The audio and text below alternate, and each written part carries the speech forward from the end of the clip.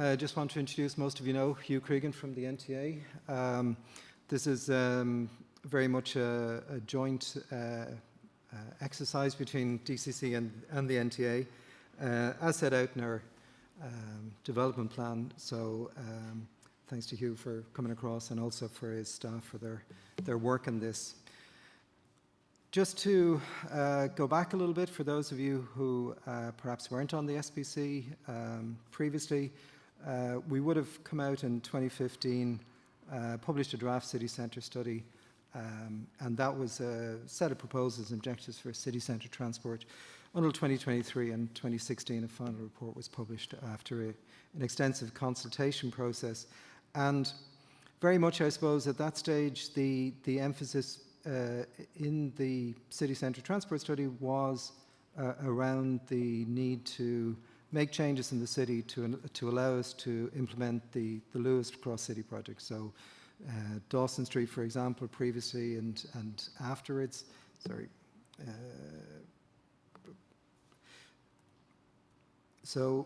And then places like Lower Grafton Street, to free up space to allow the Lewis to be constructed, and what it looks like now.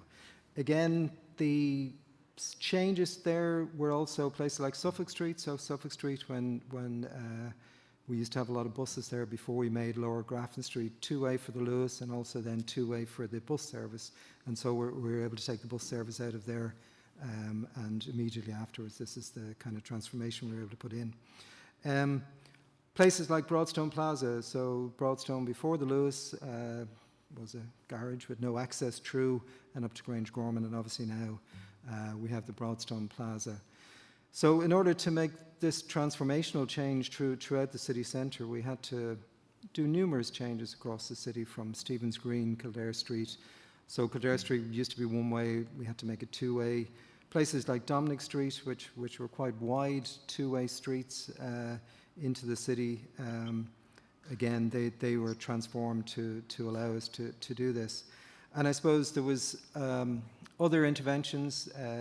Double bus lane introduced North Quays with bus signals, bus lane South Quays, as I say, Dominic Street one way. So, as I say, the thrust of that particular study was very much about what the immediate, and at the time virtually the only transport project, because back in 2015 there wasn't as much money in transport as there potentially is now.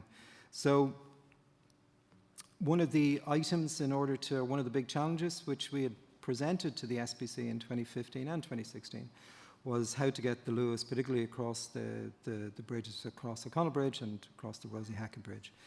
And so the interventions that we made along Bachelor's Walk here, and this looks at numbers of Bachelor's Walk from 2004 to 23, and we can see that this is where the change came in the number of vehicles moving along Bachelor's Walk. So we now have really a 68% reduction in volume on Bachelor's Walk of car traffic. So we're really down to about somewhere in the order of about 250 cars an hour in the peak hours. So quite a considerable change along here, which was brought in by these various traffic management measures across the city, which we needed to do in order to put this piece of infrastructure in place. There was numerous other projects which went on at the same time, but I suppose the main transport budget for the state, I suppose it's fair to say, was tied up in the Lewis Cross City as being the biggest project at the time. So moving forward a bit, to what we're looking at now, City Centre Transport Plan 2023. So our city development plan, which covers the span of 2022 to 2028, has the following objective. So it's to review it in collaboration with the NTA, which is why Hugh and his staff have been closely working with us over the last year. And it's setting out a clear strategy to prioritise active travel modes, public transport use, and ensuring the integration of high quality public realms. So it really sets out, how do we look at prioritising the active travel modes, public transport use, and also then how do we make some space for public realm. And I suppose I put this slide up just for, the elected members here are very, very used to having gone through the elaborate process for almost 2 years. But for people who aren't as perhaps as familiar with the development plan, you know, this really is the overall strategy for the local authority. And it goes through quite a series of steps. I think it's about a 60-week process, or maybe even slightly longer. And at the end of it, having gone to public consultation, back to the members for their proposals, back out to consultation, the elected members then are the decision makers. So what we're looking at in the development plan is a reserve function, and this development plan, this city development plan, which asked us to do this update, was adopted in November 2022. So this is the most recent and current development plan. And within the development plan, it states this: it's an objective of Dublin City Council to transition to more sustainable travel modes. And what the plan, what the elected members have set out really here is quite a challenging range of items that we need to do in order to meet these kind of mode share targets. So the mode share targets here were based in 2019, so the last, if you like, full cordon count before the COVID pandemic struck, and then they have the target at the end of the development plan to be 2028. So they envision increases in walking, increases in cycling, increasing in public transport, and quite a sharp reduction, about 40% reduction in private car, taxi and goods use. And in actual fact, when you think about the fact that the taxis and goods are kind of almost like a static figure, there's actually more, in order to meet these kind of mode share targets, there's actually more pressure on us to significantly reduce the number of cars in the city. Obviously, COVID, and if we looked at, say, 2023 figures, we would see some variance in this. So while while they were challenging based on 2019, they're exceptionally challenging now based on where we are at the moment, and growing those figures is a challenging task that's been set to us. So, part of this as well, it's the policy of Dublin City Council. These are all extracts from the development plan. So these are all extracts of the approved development plan by the elected members. So really, it's to work with the NTA, to work with TII, to really promote this modal shift from private car use. So I suppose trying to translate it into some of the things that we're being kind of tasked to do. There's a substantial reduction in car numbers in the city during the peak hours, and we have this large increase in people who are using public transport, walking and cycling. So those numbers will really have to go up.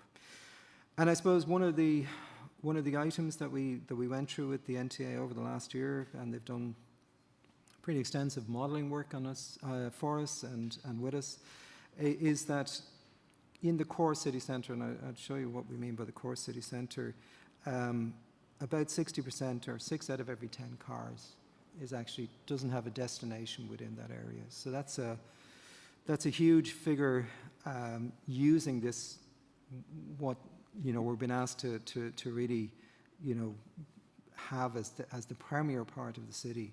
It's a huge number. It's a huge amount of through traffic versus that traffic that does actually have a destination within the city centre. And while the overall study area is taken to be what we call the canal cordon, the red line there, it's very clear that the actual, that as we actually drilled into it and as we looked at the various different modes and public transport in particular and the links across for the bus network, this denser kind of core is the area that we concentrated on. So, what we're trying to do, I suppose, with this plan, and this is a draft of a plan which is going out to public consultation just very shortly. It'll go out to the public this evening. Is really to identify and prioritise changes to the current transport arrangements. So it really sets out to see how we can fulfil the vision of the city set out in the development plan.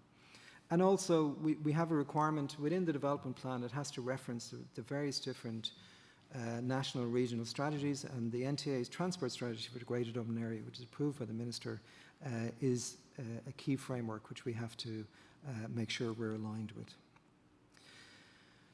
So as I say, the development plan took the 2019 figures, and we can see here, that if we ignore going on towards 2020 and 2021, we can see in 2019 we had, generated quite a substantial decrease in car numbers, while at the same time sustainable modes, the public transport, walking and cycling, were really at their highest level ever. 2020, height of COVID, we didn't count the actual sustainable modes. It just wasn't either feasible or safe to do so. So we did count the car numbers. So we can see in 2022 our numbers are car numbers are down.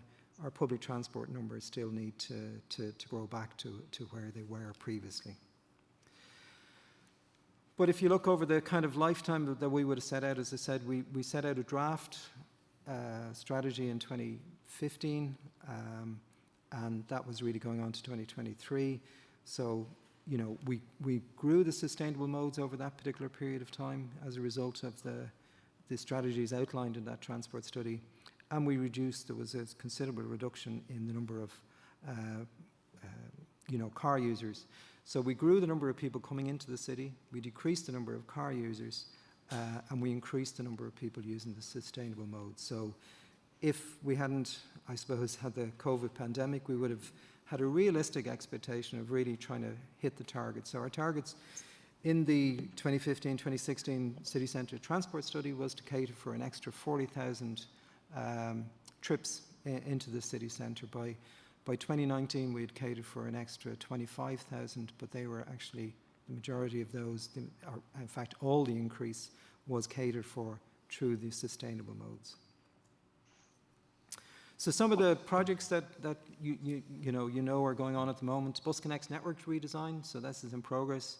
A lot of new routings, requirements for a lot of new bus stopping locations. Also, changes in the city as well, particularly in the city centre. So things like the Wine Tavern Street contraflow, which was an objective in the previous plan, was put in to allow the G-spine to operate. There's other routings around Stephen Green and various other places like that which are needed to allow this change in the network.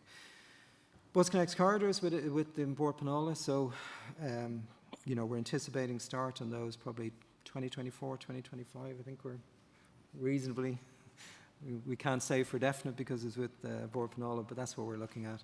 We've got the DART Plus project with APB, Metrolink with on Bord Pleanála, and then obviously we have the investment in the Active Travel Network and our Active Travel Programme Office, and the work with those are ongoing.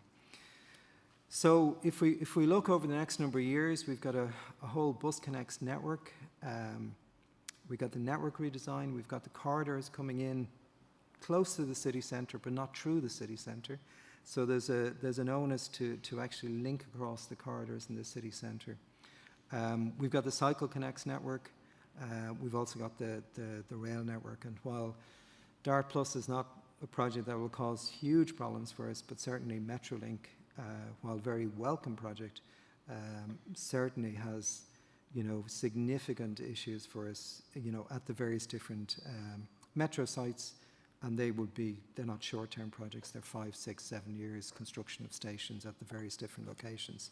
So that's a key consideration for us as well. How do we, if we go back to Lewis, we made changes around the city before we even started the Lewis construction. Places like Stephen's Green, northeast corner, to relieve the pressure, take traffic off Dawson Street so that work could start. And again, this is the kind of thinking that we have to do. So what we're, I suppose, proposing is some revised traffic arrangements in the city centre, and the reason for this is both to meet the targets set out by the development plan, but also to allow our public transport network to grow. There's significant investment going into it at the moment. Significant investment is going to be put into the Bus Connect's corridors, and so the idea of having all this investment, all this effort, planning, construction, and not ensuring that those public transport services can quickly and easily navigate the city centre you know, that would be complete waste of time and effort on people's part. We have to provide the opportunities for the multimodal interchanges. We have changes at the moment between Dart, Bus, Lewis. We'll now start to think about how Metro comes into the picture. As I say, the public transport projects such as Metrolink being the big one, you know, is a key item. The growth of the cycling network, a lot of the issues with the cycling network is just trying to find some space between all the competing modes. And again, it's a kind of target with this to start to think about the city in a way that provides more of these spaces. The walking network, the more connected, pleasant through the creation of new public realm areas, you know, reduction in general traffic lanes and facilitate better crossing points. All these are kind of embedded into our development plan as being real things that people want to see. But we're also very conscious. We have to ensure accessibility to and the continued ability of businesses to operate. And you know, this is a key element for us. So we have an overall, if you like, strategy. We also know as we start to implement some of these changes, you know, my staff, as they have been in many other projects, will be out on the street talking to people, trying to facilitate what changes people need to continue to function, and it'll be an important element of our projects. So as has been stated, about 60% of traffic in the city centre is through traffic. So that's what really leads to a lot of public transport delays, leads to congestion, constriction of services, or constriction of space. So we're proposing to implement a number of changes in 2024 and 2025, which will have the aim of reducing this through traffic and creating a low traffic environment in the city centre. And this is the policy of Dublin City Council. So public realm, city centre, to move to a low traffic environment generally and to increase the amount of traffic-free spaces provided in the city centre over the lifetime of the plan, as well as creating new high-quality public realm. So very much keyed into what's required within the development plan. So we're proposing a series of traffic management changes. So I suppose I should kind of say these are mainly traffic management changes. So in the most part, they're not very significant engineering changes. You know, it's kind of mixture of islands, road markings, various sort of things, but they're not big, long, time-consuming projects. So you know, something like the Clontarf to City Centre project is not what we're proposing here. These are more akin to the changes we would have made over the years at places like College Green, Georgia Street, and so on. So Bachelor's Walk. So what we're trying to do, as I say, if we keep in mind the objective and look at all these as contributing to those objectives rather than focusing in on any one of them, the focus is to try and get your public transport to move, get the space for the pedestrians, get the space for the cycling, and to really look at what opportunities become available to us if we actually reduce the amount of traffic that we have in the city centre. So Bachelor's Walk, Aston Quay, so North and South Quays, you know, both of those to at various different points to be restricted to public transport, taxis, cycling and pedestrians. An important change at Western Row, which is that Western Row at the moment is a left turn onto Pearse Street for general traffic and bus. It's proposed that will be bus only, but that the section of Pearse Street between Western Row and Sandwich Street will be made two-way. So it's a new right turn at Western Row for general traffic to the two-way Pearse Street. The rationale behind that is that we have Western Row is the only railway bridge. Hi, sorry, can you mute please? There's a lot of interference today. Yeah, so Western Row, the railway bridge there is the only bridge along that line that allows high-sided vehicles, so the 4.65 metres, which is the legal height for vehicles to pass under them.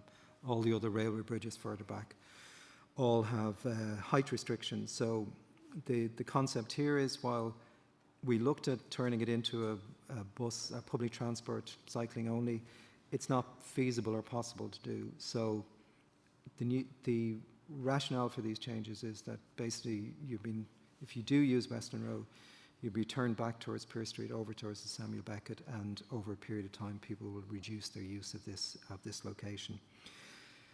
Because we're making that section of Pearse Street two-way, which matches up to the rest of Pearse Street, which is two-way, it allows us to consider Pearse Street from Western Row over towards Tara Street. So implementation of changes, reduction in traffic at this location.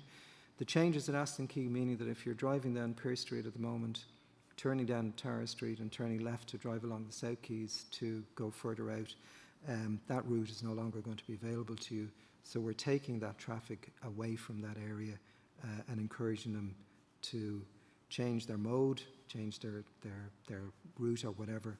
But we're saying that in the interest of the city and the opportunities that it creates, this is a rational thing to do. So Pearse Street, Tara Street, we would see reduction in traffic lanes, ability to put in greening, ability to put in cycle lanes and so on. So a very significant change there. And then if we think further on, as you go over from Pearse Street down Tara Street and over towards Beresford Place, Customs House Quay, first of all on the North Quays, we have the restriction of Bachelor's Walk, reducing the volume of traffic significantly coming through that area and from along the North Quays.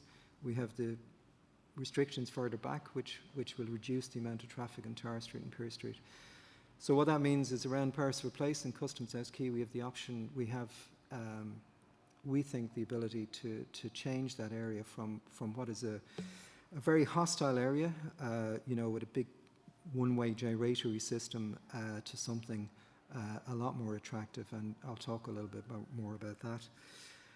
College Green, Dame Street. So we have proposals to make College Green and Dame Street traffic free, except for access and deliveries at various times. So in conjunction with the NTA and as Bus Connect's network redesign moves ahead, we reach a stage where there's no longer a bus service in College Green. And at that stage we will make it traffic free, while at the same time continuing work on the longer term permanent plaza arrangement.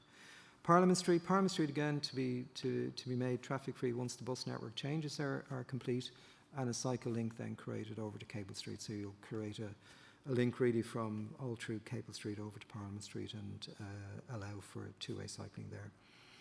A lot of other interventions, a lot of other localised traffic changes will also arise as we move through this, as because our learnings from various things we've done is that we can set these out, but then only when we start to engage and we start to get feedback, we may have to incorporate other changes or whatever. So, but there's other locations such as Lincoln Place, which we have some confirmation of whether we can do this or not, Christchurch Place and others. I was using the example, I suppose, of Capel Street, where we implemented multiple changes around the area. So we adopted the approach that we would implement it, have a lot of people on the ground, have the ability to make changes very quickly, and that's what we did. We made a number of locations, say two-way. We removed made some other changes, which resulted in people being able to continue their business, and took away one or two of the problem areas. So again, once the change is bedded down, we've now added Mary Street, so we have that pedestrian really going from all the way from O'Connell Street all the way down to Capel Street, and once we do Parliament Street as well, then you have this fantastic area. And I suppose one of the things about it is you can see here this is a reduction in car traffic in the various different areas, and in surrounding areas the actual volumes, once everything settled down, they really did not appreciably increase, whereas we saw pedestrians and cyclists increasing. So we have, as part of this, we're showing opportunities for Dublin City. So I suppose what we're intending to do in conjunction with the NTA is to hopefully move ahead with various different traffic management changes, which start to result in a lower traffic volume And with that lower traffic volume, we can then start to exploit some of the opportunities. So, and in some of these cases, we'll be moving in quite quickly to take those on an interim basis, with a longer term permanent implementation coming behind. So, you all know that the aspirations for College Green, and that's progressing, as I said, for a permanent one, but we hope to have this traffic-free in 24 or 25 once really network redesign is in place. Parliament Street, it's something that a lot of people have asked us about. There is a bus service in Parliament Street, so again, once the network redesign changes are made, we're pretty confident that we can start to bring forward these changes. So again, initially on an interim basis, and then we can see how a more permanent scheme of improvements can be made. Bachelor's Walk then, because of the restriction in car traffic, it becomes bus and cycle only. And, there's opportunities for pedestrian space, there's opportunities for quite a nicer area there. So again, initially in the short term, it's the idea about reducing the traffic volumes, and then the opportunities start to emerge. Hopefully then we'll start to see a much nicer and better use of this space. It also allows us then to think about O'Connell Bridge, which, while parts of it were widened, parts of the footpath were widened on the west side, the east side hasn't been. So again, it brings opportunities by doing these measures. The keys again, by removing general traffic from sections of the quays, by removing it as a true route, again, the opportunities start to emerge of what can be done in those areas. Pearse Street, as I say, because we're reducing the amount of general traffic that can use Pearse Street. Pearse Street is more or less 4 lanes at the moment, 2 lanes general traffic, 2 lanes bus lanes, so it should be quite feasible to now start thinking about cycle tracks either side, bus lanes. Still some traffic on it for local, but more local access traffic than really true traffic. Bear in mind as well, this particular area is the location, or the proposed location of the big metro station, which is the big metro station linked to Tara Street Dart Station. So here you have, a very significant public transport interchange, which really will feed both the city centre down to the IFSC.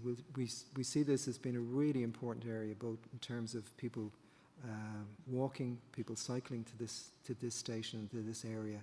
So both for construction activities in the area, which they'll need to take quite a significant part of this out, but also as we think about this becoming the big metro station on the south side of the city, south side of the city centre, it becomes really imperative that we really start to look at this as not a true route anymore, but really as a route that we can do some really good works, because the links across to places like College Green, to Grafton Street and so on are really important. Again, in Tara Street, with the number of lanes there, reduction in traffic volumes, reduction in the movements, except for local access deliveries and so on. Again, it's feasible to start thinking about narrowing the carriageway, increasing the footpath widths, greening, etc., etc.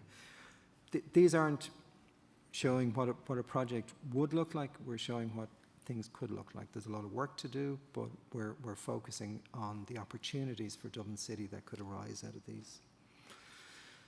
And then if we think about as I say, the fact that it's restricted on the north and south, and less traffic coming through here, then 2 areas that have occurred to us to start looking at. So this is the big Beresford Place gyratory, where you come around here to go to Gardner Street, around here to go over to Amiens Street. It's very pedestrian unfriendly. It's quite wide. So there becomes an opportunity. So there's 2 opportunities really. One here at Liberty Place, Beresford Place here. So with a reduction in traffic, it'd be possible to think about closing off this space except for cycling, and routing the traffic on a 2-way route up towards Gardner Street and straight out towards Amiens Street. So take out a lot of the one-way, create two-way routes, so narrow it down, provide the links for public transport and so on. So the other option is to think about doing something along Customs House Quay by routing everything around the back and putting a contraflow bus and cycle track around the back of Customs House. So both of those are ideas. So this is what it could potentially look like. So this is Liberty Place, James Connolly Memorial here, Liberty Hall. It's not a very attractive space, as everybody knows, but it's bordering quite attractive buildings, and the concept of closing this off to traffic, leaving a cycle lane through it, and thinking of some other uses. We're not suggesting this is the use, but we're saying this is a possibility that could arise out of this, and it could become a very attractive space because you're coming across the river, you're coming through this area, you're linking into the Lewis. And that whole area is really not a great place at the moment. So we think this is a possibility. There's a second option, which is the Customs House Quay. So as I say, route around the back of the Customs House, incorporate a contraflow bus lane coming around the back here to meet the contraflow at Eden Quay, and take your bus and cycle route around the back as well. This is an attractive scheme. Could look quite attractive. The only caveats we'd probably throw out is that it's not much happening there. So we're kind of, we think in the first phases of us doing this, it's either option one or option two. Maybe at a later stage we can come up with something that allows both, but at the moment it's either one or the other. So as part of our public consultation, we're kind of throwing it open to people to think about it. It may also be that people want us to do a temporary intervention, say at Beresford Place, and later on when plans are more advanced for what could be done to animate Customs House Quay, that maybe then it changes to that. So these are the options that are kind of coming out.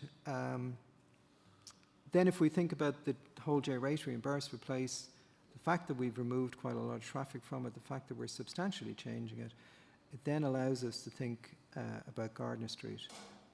Gardner Street as really a four-lane street that feeds into Beresford Place. If we connect it in a different manner, if we have that two-way connection, if we don't have as much traffic using it, it's a really attractive option to think about. It no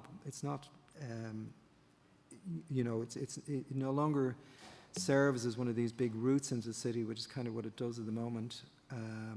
And it links across, Mountjoy Square, the Diamond Park, the new Diamond Park, and so on. So it could be a very attractive, route, potentially with a quick interim two-way cycle track, and then coming back later on and doing something different. But again, if we reduce the volumes of traffic, these are the opportunities that present ourselves, to us.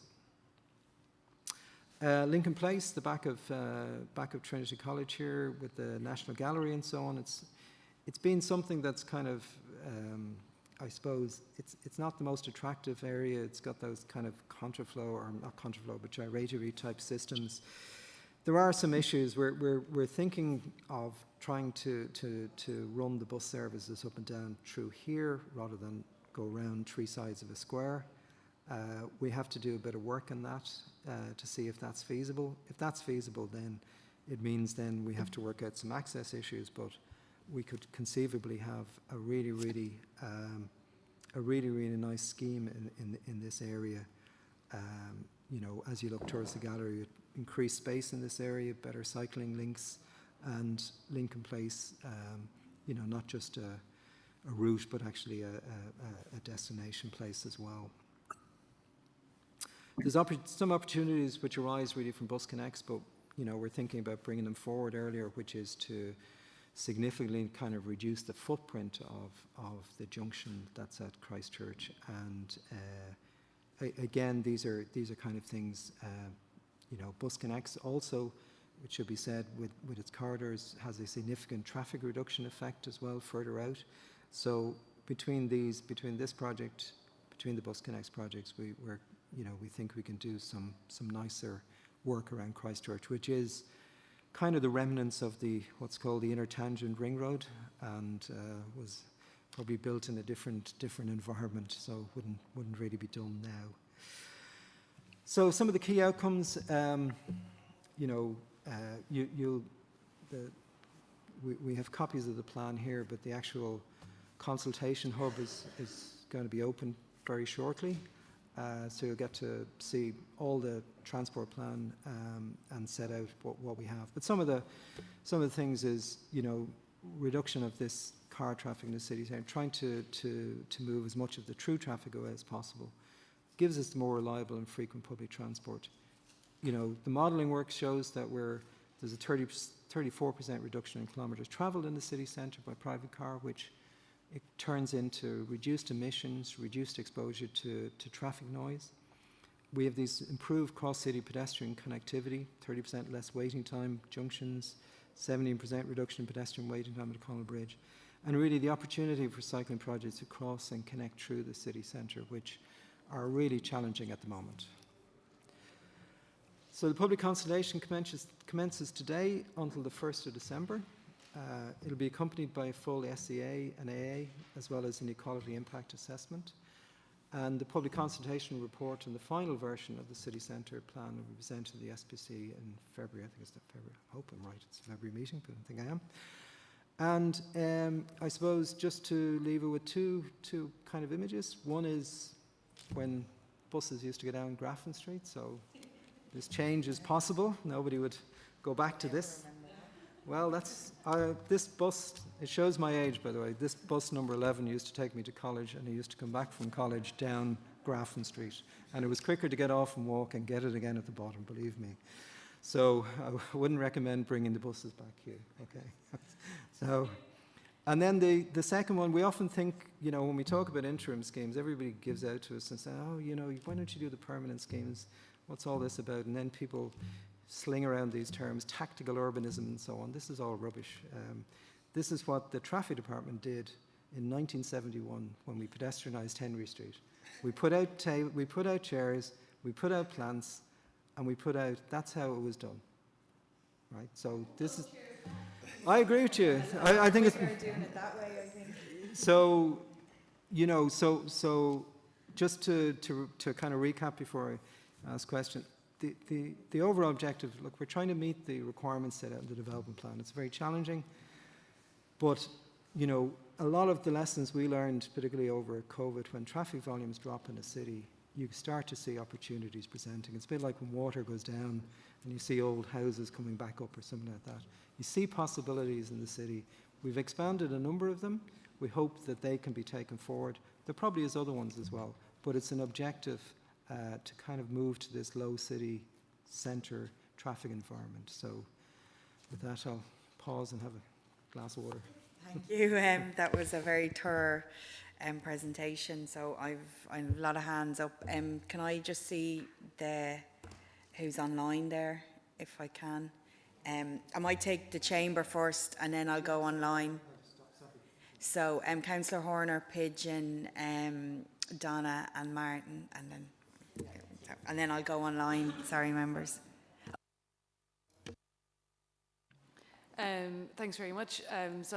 Thanks to both of the NTA and DCC for the huge amount of work on this. I think we've been eagerly looking forward to finding out what's in this, and I know there's a lot of other people who are eagerly looking forward to it based on the number of queries I've had this week about what I know about it. So I didn't know much until you presented, so that's all looks very, very exciting and very interesting, and it does look like a really ambitious and exciting plan for what we can expect for working towards that idea of a low traffic city or a reduced traffic city and a much more livable, accessible, engaging city where people can really walk, cycle safely, and businesses can thrive in an environment where people will really enjoy spending their time, as opposed to the quite stressful, traffic-heavy backdrop that is the city at the moment. So overall, thank you. This is great to see. Very exciting. looking forward to seeing how it progresses, and obviously we'll be hugely looking forward to digging into the detail of this as and when we have details available. I guess so, just to ask the few questions that I have for the moment. What has it been, schemes have been done under? Is it Part 8, or are we looking at Section 38? How are we delivering this? I was hoping, I know, Hugh, I think you and I first had a conversation about Gardiner Street in 2018 with big ambitions around what we can see and what we can deliver for Gardiner Street. So I think that's a really huge opportunity there, and I would love to see the modelling of that.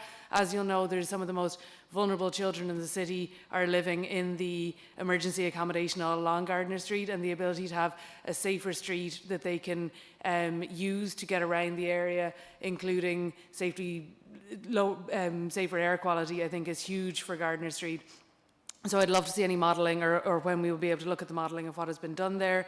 The one major one that I was wondering whether we would see in that is O'Connell Street. Obviously, the central boulevard for the city.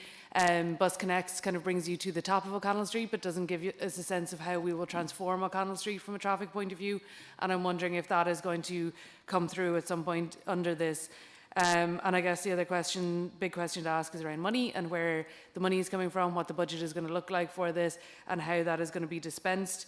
The other element is the public realm piece, and that's a huge part of what we've said in terms of reducing car impact is a high quality public realm, and it's written there in the development plan as well. So linking in with the greening and linking in, and I know Brendan will immediately say that the traffic management needs to be kind of budgeted as a traffic management, and they don't want to take on additional costs, but linking in with those other departments and making sure that we can deliver on that piece of a high quality public realm to accompany the traffic management, and what we need to do to access those budgets to make sure that we're working in tandem. If you can finish up there, Councillor Horner. Time frame of when it's going to be delivered. Zebra crossings, I think there's a huge opportunity. We've got a zebra crossing ambition for the city now. If we were to integrate them into this plan, we would get a huge gain of accessibility. The bridge between Parliament Street and Capel Street, it could be great if we were to do something with that. And Google Maps, did I mention that, the mapping tool to try and redirect traffic out of the city? And I will have many other questions which I will be looking forward to discussing in the future. Thanks, Councillor Horner. Practically everyone's hand is up, so I'm going to have to limit people to a minute. And if you can just have questions and main points rather than anything else. So, Councillor Pigeon. Thanks very much. This is incredible. It's really impressive to see a plan of this size and scale and ambition. I don't think the keys work for anyone. And you see old clips of Dublin in the 80s with kind of, Stephen's Green was a car park kind of stuff, and the keys still kind of feel like that in particular. I'll have loads of questions. I'll be in touch lots of time. I see the public consultation is online, and I'll be sharing that wide. But I really think this looking at this seems to be one of the most consequential sorts of plans for Dublin since the pedestrianisation of Grattan Street that you referred to there. And my only question really is what are the barriers, aside from the political ones, that you face in rolling this out as soon as possible? Because I'd absolutely hate it if this was a great plan that we never did, because it just looks exactly the sort of direction we should be going. So, well done. Thanks, Councillor Pigeon. Colm. Thanks very much, Chair. Look, very quick. My questions were mainly related to specific ones, but maybe I'm sure they'll come out maybe as part of the consultation in relation to the bus gates that are proposed. Look, how far back will they actually be implemented? Where are they implemented from? That's the critical thing. But where does the other traffic go? The issue around Western Row and the left turn. If I understood correctly, it was bus only will be left turning from Western Row. Just for clarity on that, and how the general traffic is managed overall. And just a particular point which came up in the diagrams, which the Cycle Connects network, which the manager showed on the diagrams there. The GDA network, which I think is what was shown in the Cycle Connects, is slightly different from the Dublin City plan network as it stands at present. And it's not a question directly related to this, but I think just for clarification. Thank you. Martin. Yes, indeed. Thanks for the presentation. There's going to be a lot there and a lot to look at when the consultation comes up. Just a couple of quick ones. Custom House, where will you divert trucks onto if you send them straight down onto Custom House Keys? Because high-side trucks can't use that road as it is. Also, Pearse Street at Western Road for the turn there. General traffic, I'm assuming you're going to send down Mackin Street instead to come back up Pearse Street for access to like the hotel, the Garda station, the fire station, a place like that, which will still need car access for their staff and also for people going in. And yeah, that's me. And also, I noticed in the report there, taxis aren't counted as public service vehicles anymore.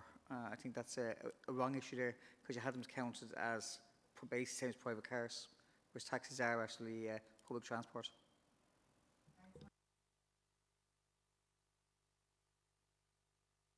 Yeah, thanks for that. There's a huge amount of detail to go through.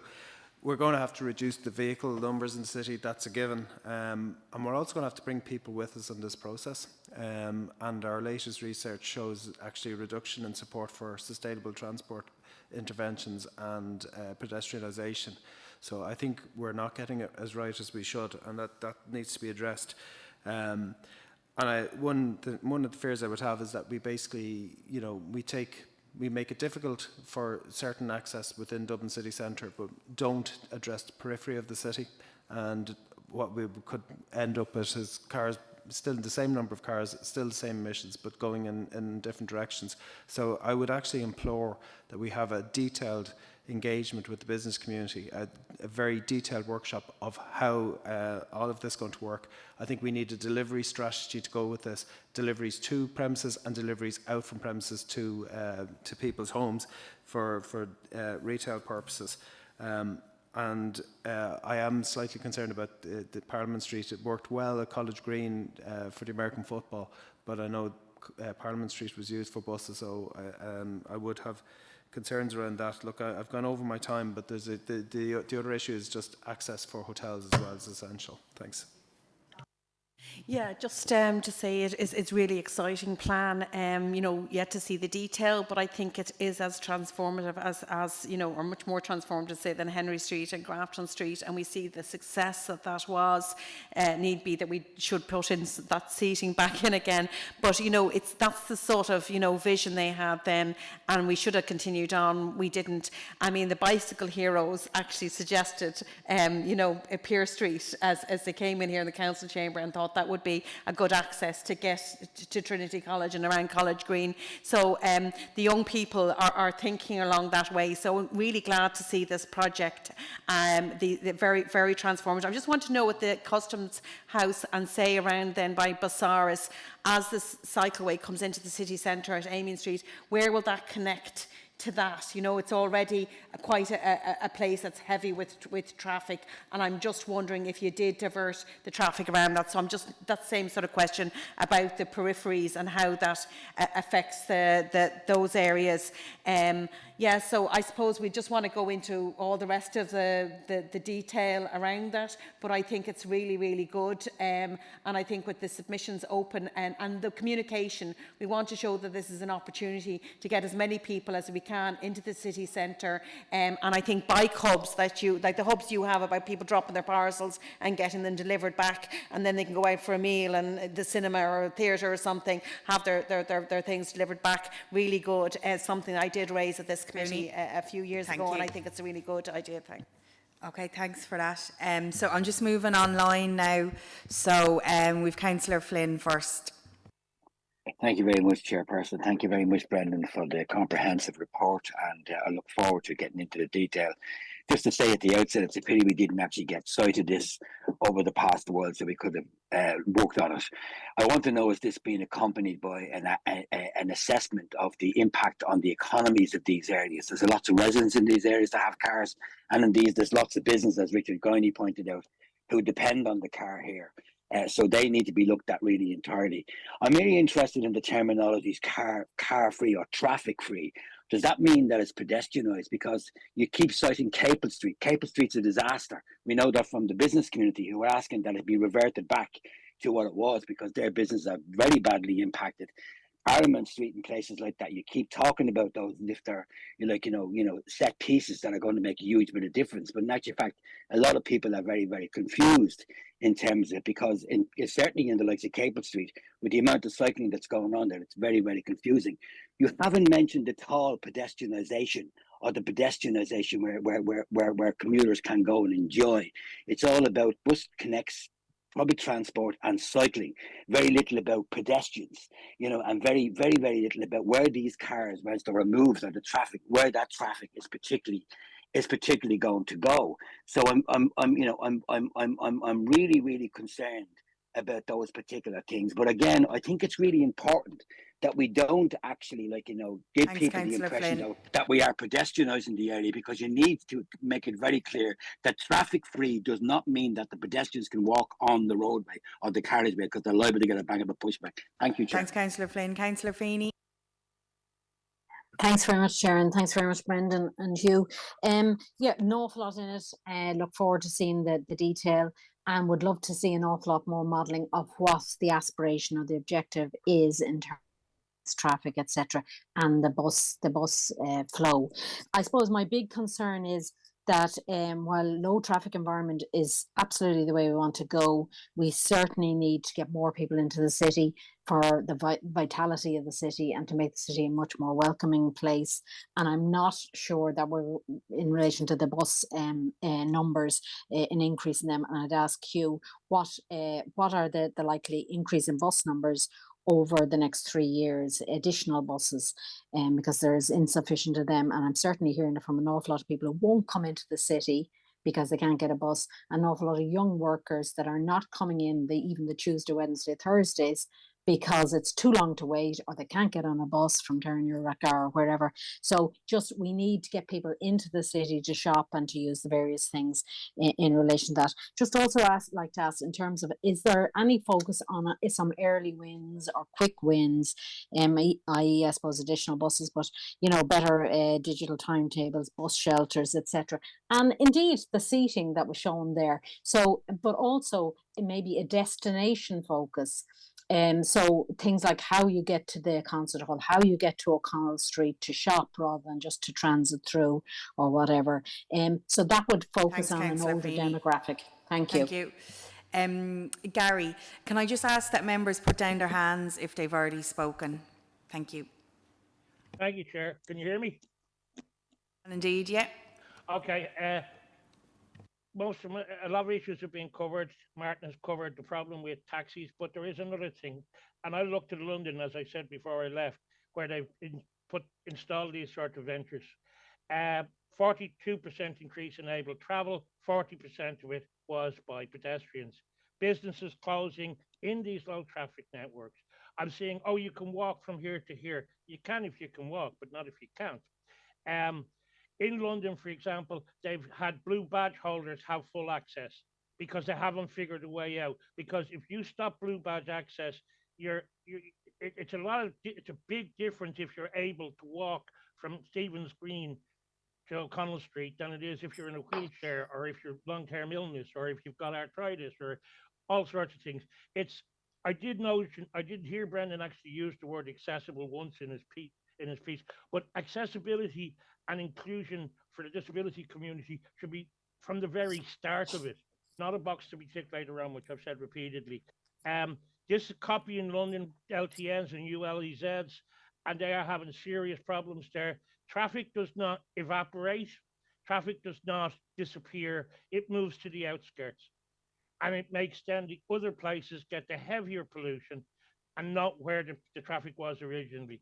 I, for instance, could not honestly say that I can walk from, say, the concert hall to the GPO without stopping numerous times. It takes me about 45 minutes. And that's what this able city is about. That's what active able travel seems to be about, making it for younger people, able people, and people that can cycle. One thing on the buses, the G1 spine doesn't work so far. Just can finish up there, Gary. Right. And wheelchair access to the city. Buses and the Highlander film have one thing in common: there can only be one. So all these new buses that they want will not make a major bit of difference to people with disabilities. Thank you. Thanks, Gary. Councillor Chu. Thank you, Chair. I'm very conscious I'm not a member of this SPC, so thank you for giving me the time. First and foremost, a big thank you to Brendan and Claire and Hugh for their respective teams on this. It's a massive feat, and you've been working so long on this, so thank you so much for all that you've done. I am very, very inspired by this plan at the moment. I think it's a great plan. I understand people's comments in relation to retail and in relation to protecting our retailers, but what I would like to do is protect our retailers, but also protect our city. This is a good chance for us to create a livable city. By livable, I don't mean just people coming into the city, but people living in our city as well. We had a very positive presentation today in Housing SPC about adaptive properties, vacant properties that can be adaptive use, and that's going to be happening in our city. So this is a great way to plan our city so it becomes livable, it becomes safer, especially in light of the recent issues in relation to people talking about how unsafe the city is. We need a livable city, and this is the best way to do it. My question is, Brendan, there are the timeframes there that stretch from 2004 to 2000 up to 2006. Is there a way to shorten those timeframes? Because once things drag on too long, when you build the process, people become very fed up, and it does have a negative knock-on effect. How do we shorten that timeframe? Thank you. Thank you. Keith.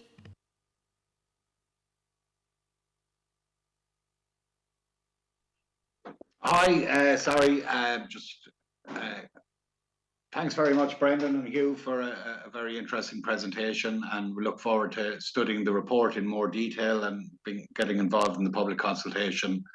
Again, I find myself in the minority, very concerned about the impacts of the proposed measures. Again, very much the tyranny of the minority over people who have no choice but to use a private car in the city centre, the concerns about hollowing out the city centre, how much economic impact assessment has been done. It doesn't differ a lot from what was proposed with the Eden Quay busgate back in 2017, the consequences that would have for hospitality venues, hotels, conference centres, etc., along the North Quays. Is anybody coming from the east along the North Quays going to be directed on a 2 to 3 kilometre or more diversion to try and reach the financial services centre, etc.? So I think these need to be studied and assessed in more detail.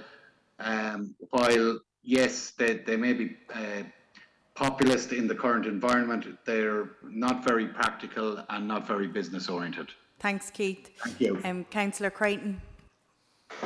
Thanks, Chair. I suppose my initial reaction is quite positive to this. Particularly any measures that will reduce through traffic through the city centre are very welcome, especially along Pierce Street, which is, we know, it's exceptionally unhealthy, the level of pollution along Pierce Street and the health impact on everyone that lives around that part of the city.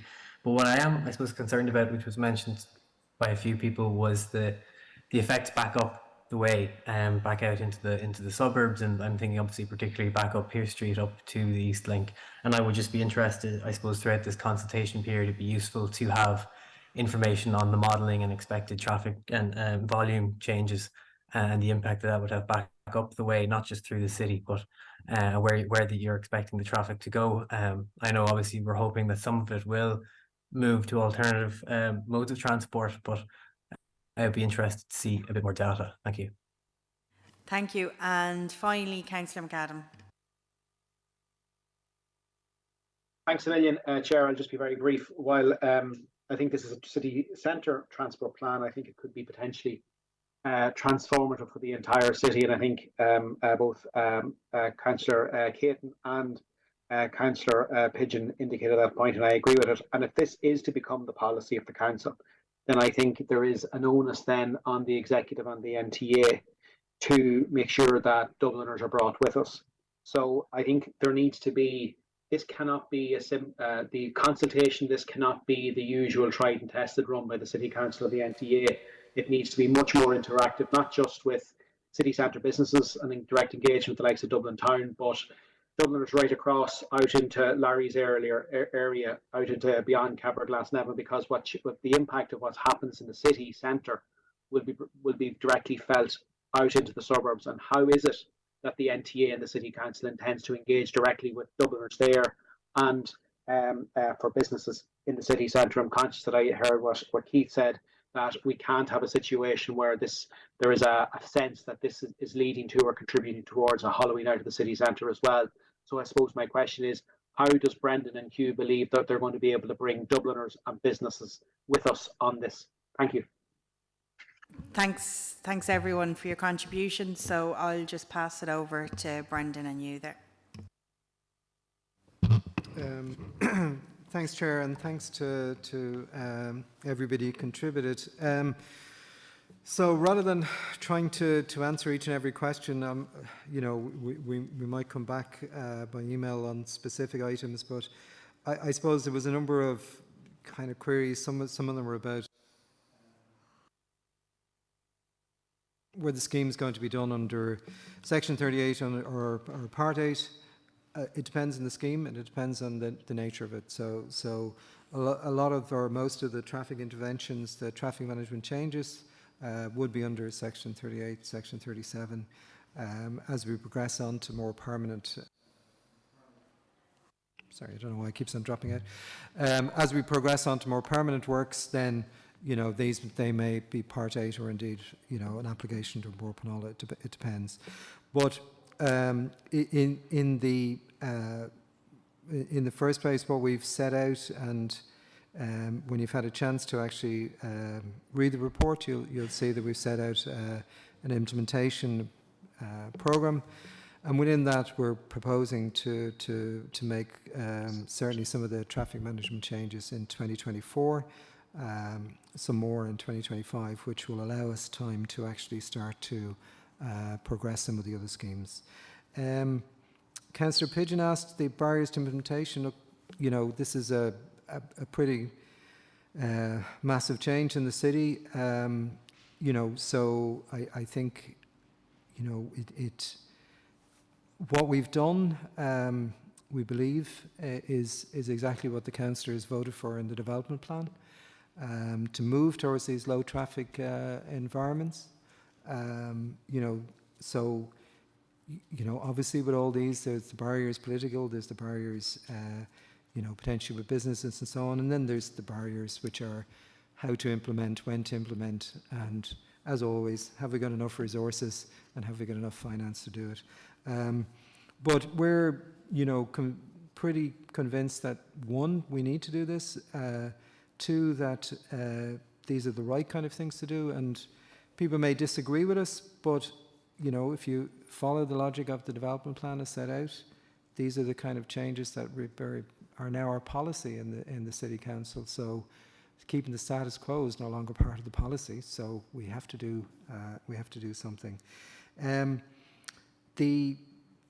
suppose, as I said, I don't want to, conscious of kind of time and so on. So what I propose to do is just come back if there's specific questions, because quite a lot of them were more comments than questions. I know there was one or two direct questions to Hugh, maybe if you want to take them. Sure. Good afternoon, everybody. So first of all, just to say from the NTA perspective, everything Brendan has said there, we're 100% supportive of. We're part of this development of this plan. We think it's a very good plan. In terms of the barriers to delivery that was mentioned by Councillor Pigeon, it really does boil down to public acceptance and political acceptance. The funding to deliver this will be there. That was another question someone asked. I think it's up to yourselves to I think partially buy into this and sell this, and it's up to us as well to sell this over the next while. But it is truly a transformative plan for Dublin City, which in our view is going to really enhance and improve the city in the years ahead. In terms of the funding, just to clarify, we're funding, we're fully supportive of Dublin City Council. When it comes to some of the public realm stuff, we'll be looking for the City Council to share, but that's a discussion we can have at a later date. But a lot of the stuff, as Brendan said, is low-cost interventions, the initial stuff, and there's certainly no barriers to those. I think somebody asked about bus numbers and the direction of of travel and number of buses. I think it was Councillor Feeney. It's just worth saying that in terms of bus numbers overall across the Dublin region, we're back above the 2019 levels, which actually is not common across cities in Europe. Most cities are still depressed above 2019, the pre-pandemic. We're back above it. Our restraint in terms of doing more is driver resources to drive the buses. That really is a genuine constraint that we're struggling with, but you know that will get overcome. It is being addressed. In terms of bus numbers, I think there are about 50% more buses now than when I started in the NTA a number of years ago, and it's going to grow again over the rollout of the Bus Connects project. And then as we roll out the corridors and the city centre improvement comes in, the use of those buses becomes a lot more efficient. So we'll be able to actually do a lot more services with the same number of buses because they're not getting caught up in congestion, taking longer on their journeys. I think I'll hand back to Brendan then with that. Thanks to you. So as I say, we'll just go through it because there were so many of them, just to see if we've missed any particular questions, and we'll email those around. But I suppose just to say, you know, we're out with an overall plan for public consultation.